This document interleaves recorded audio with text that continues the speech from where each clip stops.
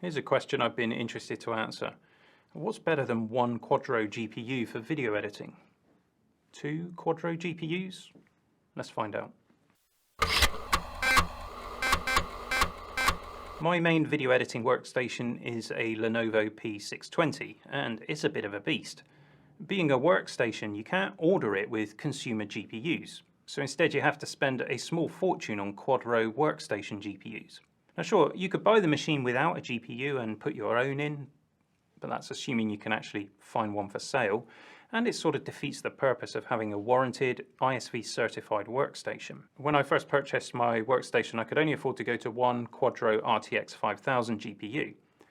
This has got 16 gigs of ECC RAM, and it's broadly similar to a 2080 Super consumer GPU in raw performance, though that extra video RAM does help with tasks like video editing. Now, given that the workstation has one of the most powerful CPUs available, it has a 32-core Threadripper Pro and 128 gigabytes of ECC RAM, it does feel like the GPU might be a bit of a bottleneck in the system. And ever since buying the machine, I've been wondering how much difference it would have made if I could have ordered two RTX 5000 GPUs. And I've managed to get my hands on another one and an NVLink, so let's do some testing. For these tests, I'm going to use a test scene that I set up for a previous video, and I've benchmarked a number of machines, so I've got some points of comparison. I know a lot of my subscribers are Apple users, so I've got some results here from an 8-core i9 iMac, which has a Vega 48 GPU, and my M1 Mac Mini 16GB version. For the PC comparison, I've got my 5700 XT equipped Ryzen gaming PC and a Razer Blade Stealth notebook with a 1050 Ti Max-Q GPU. So here's a snippet from that earlier video where I explained the test setup. I set up this test scene and I put my Blackmagic Pocket Cinema camera on a tripod to keep everything consistent. We've got a few interesting objects and a spinning colour wheel. So I recorded a 30-second clip, and then what I did is repeated that 4 times in the timeline. The first section is just the raw clip. Next I applied a white balance, a LUT and a basic grade. In the second half of the timeline I overlay the same clip, offset and zoomed in with the opacity set to 50% so the two video streams are blended. And then in the final quarter I've added a mosaic blur so the timeline increases in complexity. Now first let's put up a chart with the results from our comparison machines. We're just going to focus on the constant bitrate 3:1 codec, the constant quality 0 and the constant quality 5 codecs. The iMac with the Vega 48, 40 gigs of RAM and the i9 9900K CPU handles the timeline fine and completes the final renders in 1 minute 50, 152 and 147 respectively. The PC has a Ryzen 7 2700X CPU, which is pretty much identical in performance to the i9 in the iMac. It's got 32 gigs of RAM and a 5700 XT GPU. So unsurprisingly, it also has no troubles with the timeline and is very similar in final render performance. It's slightly quicker, but there's really not much in it. But let's bring in that Razer Blade Stealth, which has the 1165G7, it's an 11th gen i7 quad-core, 16 gigs of RAM and that 1650 Ti GPU. Now obviously it's behind on performance compared to the other two, but it handles the timeline well and completes those final renders in 3 minutes 52 seconds, 3:51 and 3:38 respectively. And our last comparison machine is the M1 Mac. In fairness, it has a weaker GPU, offering about half the performance of that 1650 Ti, and there's no hardware optimization yet for BRAW codecs, so this is a straight GPU horsepower test.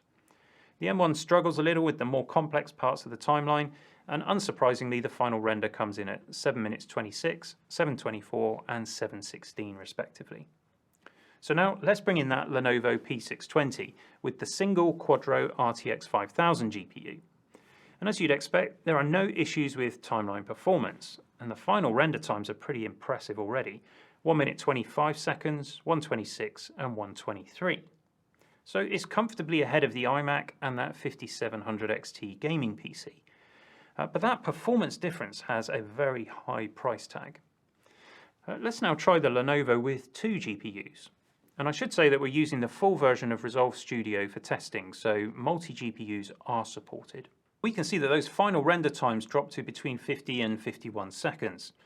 And on the surface, that seems like a decent improvement, but it's a little way off double the performance. And I've got some interesting insights on that coming up. But first of all, let's try connecting the two GPUs with NVLink.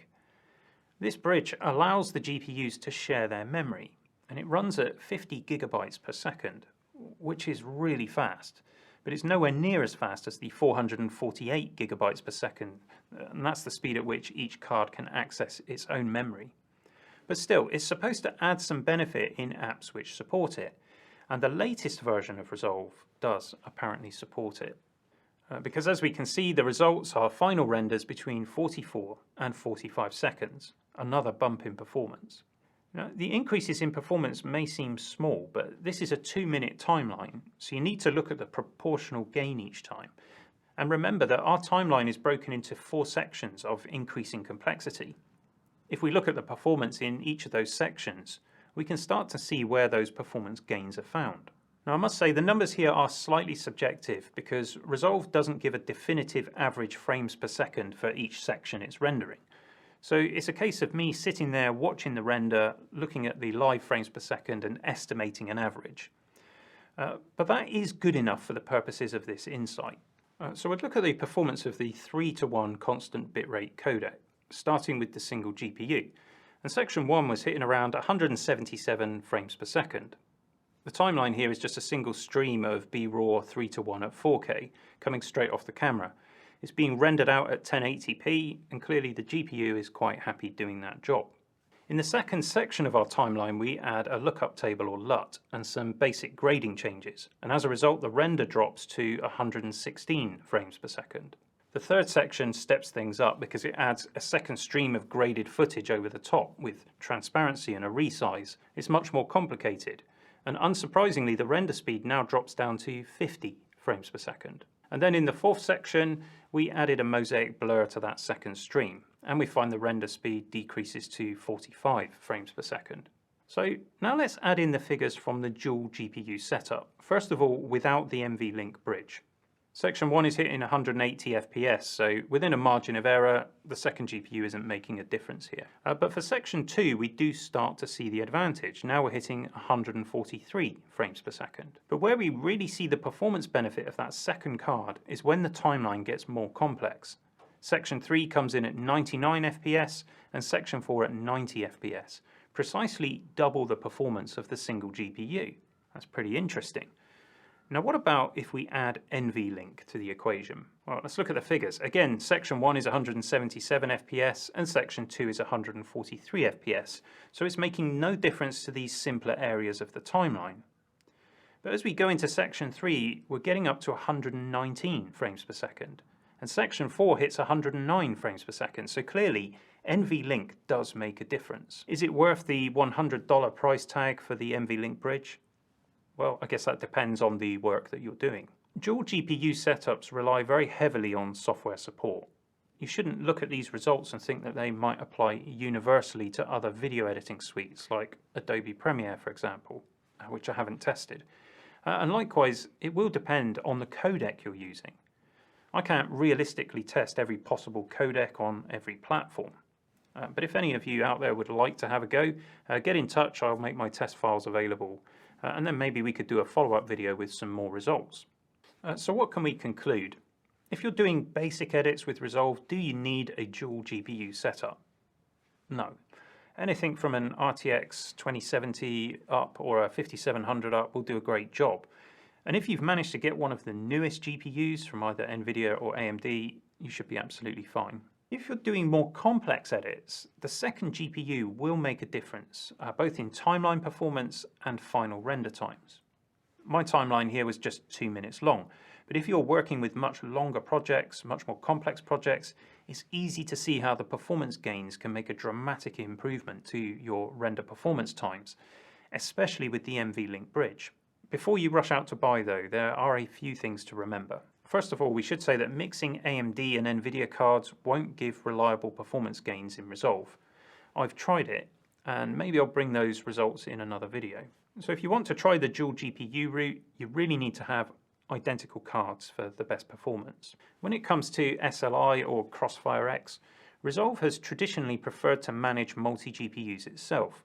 And often enabling these technologies will actually hurt performance. That also used to be the case for the NVLink bridge, but it looks like support has now been added. NVLink isn't available for all cards.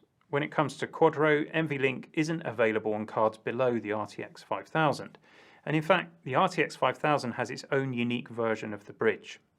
The RTX 6000 and 8000 bridges, they have a higher 100 GB per second speed.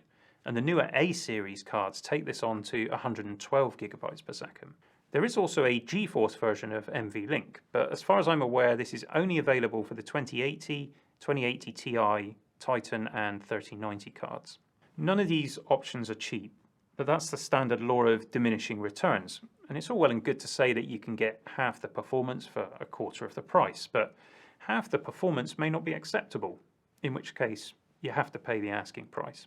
Hopefully this video has given you an insight into whether an additional GPU might help your DaVinci Resolve workflow, and whether or not NVLink is worth looking at.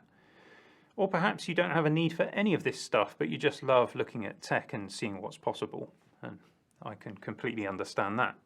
Anyway, that's it for this video. If you like this sort of tech geekery, please consider subscribing to the channel. It only costs you one click.